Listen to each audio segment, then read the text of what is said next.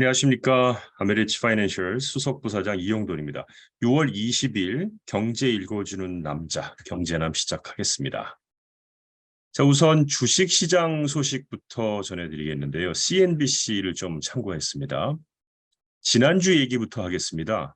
대부분의 지수가 사실 지난 금요일에 하락했음에도 불구하고 투자자들은 강한 한 주를 보낸 주로 기억이 될 겁니다. 일단 S&P 500 지수하고 나스닥 컴포지트 지수가 각각 3월 이후로 최고의 주간 성과를 기록했기 때문입니다. 또 전체 시장 기준인 S&P 500 지수는 2.6% 상승을 했고요. 기술 중심의 나스닥 지수는 3.25% 상승했습니다.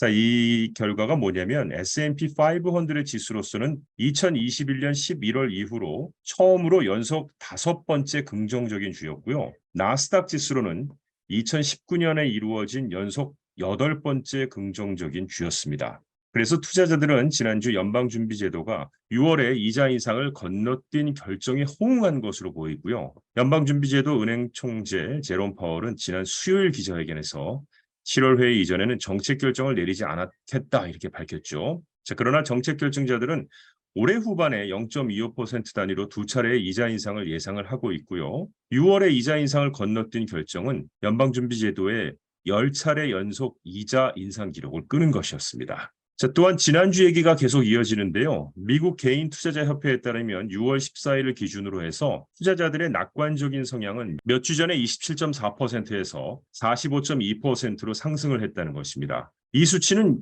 2021년 11월 이후로 최고 수준이죠. 그리고 미국의 주택 착공은 5월 예상을 이제 상회한 건데요.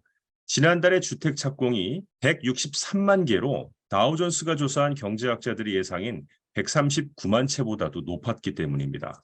자, 그런데 이제 어제 저희가 6월 19일 월요일은 준틴스 기념일로 시장이 휴장되었었죠. 근데 오늘 주식 시장은 지난주에 긍정적인 흐름을 이어가기 어려워하며 하락을 했습니다. 다우존스 산업평균 지수는 291포인트 0.85% 하락했고요. S&P 500 지수는 0.7% 하락을 했고 나스닥 컴포지트 지수는 0.6% 하락을 한 것입니다. 이번 주에는 연방준비제도의 발언자들이 주목할 만한 중요한 행사들이 있는데요. 참가자들이 어떤 하는 행동이나 발언에 굉장히 시장은 주목할 것으로 보입니다. 우선 오늘은요. 뉴욕 연방준비은행 총재 존 윌리엄스와 연방준비제도 감독 부의장 마이클 바르가 함께 이벤트에 참석할 예정이고요. 내일과 목요일에는 제롬 파월 의장이 의회에서 증언을 할 예정입니다. 자, 이는 시장이 연방준비제도의 향후 조치에 대한 명확한 지침을 얻을 수 있는 추가적인 기회를 제공할 것이고요. 이러한 연설과 증언은 통화정책의 방향성을 알고 싶어하는 투자자들에게 큰 관심을 불러일으킬 것으로 보입니다. 그리고 오늘은요. 오늘 오후에 마감 후에 배송업계의 거인 페덱스의 분기 보고서가 있는데 그것을 또 시장은 주목할 것으로 보입니다. 자, 그런데 유럽 중앙은행 쪽 잠깐 보면은요. 지난 15일 8회 연속 금리 인상 행진을 이어갔어요. 그리고 유럽 중앙은행 내부에서는 오는 9월 금리 인상 전망을 놓고 의견이 첨예하게 갈라져 있는 것으로 전해지고 있는데 유럽의 중앙은행 ECB는 지난 15일 기준금리를 4%로 0.25%포인트 인상하면서 물가 상승률이 계속 낮아지고 있지만 너무 오래, 너무 높은 상태를 유지할 것으로 전망된다고 밝혀서 기준금리 인상 행진을 이어갈 뜻을 밝혔습니다.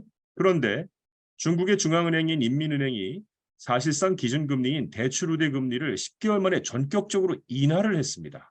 인민은행은 홈페이지를 통해서 대출우대 금리 1년 만기는 연 3.55%, 5년 만기는 연 4.20%로 각각 0.1%포인트씩 인하한다고 발표했습니다. 이 대출우대 금리는 18개의 중국 시중은행의 최우량 고객 대상 대출금리의 평균치지만 사실상 인민은행이 개입을 하고 있다고 보면 됩니다. 이번 조치는 중국이 이른바 위드 코로나로 전환한 이후에도 중국 경제의 회복세가 예상보다 더디게 나타나자 유동성 공급을 통해서 경기 부양에 적극적으로 나서기 위한 것으로 풀이가 됩니다. 자, 일단 6월 달에 연방준비제도는 동결, ECB 유럽은 인상, 중국은 인하. 예. 자, 이게 과연 무엇을 의미하는지에 대한 또 해석이 있는데요. 세계 주요 중앙은행들이 지난주 매우 상반된 통화 정책을 결정해서 눈길을 끌고 있는데 CNBC 방송에 따르면요.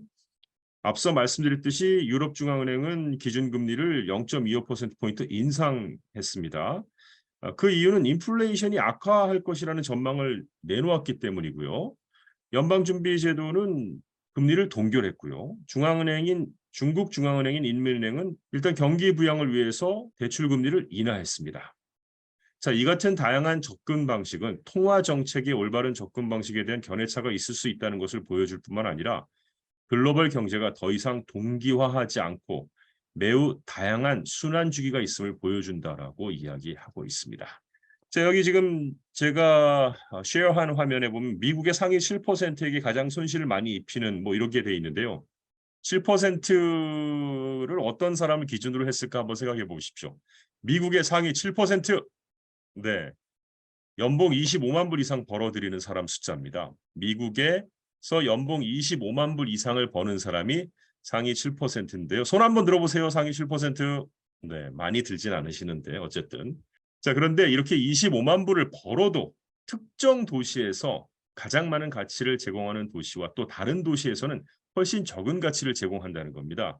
예를 들어서 25만 불 연봉의 실질 구매력은 도시의 경제 전반 또 세금과 생활비에 따라 달라진다고 하는데요. 미 전역에서 25만 불을 벌 때 테네시주 멤피스에서는 이게 20만 3,664불의 가치인데 뉴욕에서는 8만 3천 불의 가치라고 합니다. 그 순서를 그냥 좀 말씀드릴게요.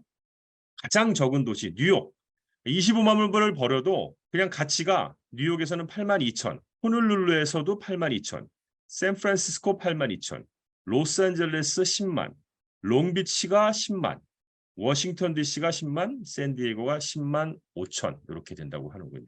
이게 왜 그러냐 하면은 이제 그 세후 소득을 비교하고 생활비를 고려한 거예요. 네, 그래서 그렇다고 하니까 25만 불 이상 버시면 멤피스로 이사하시면 될 것 같습니다.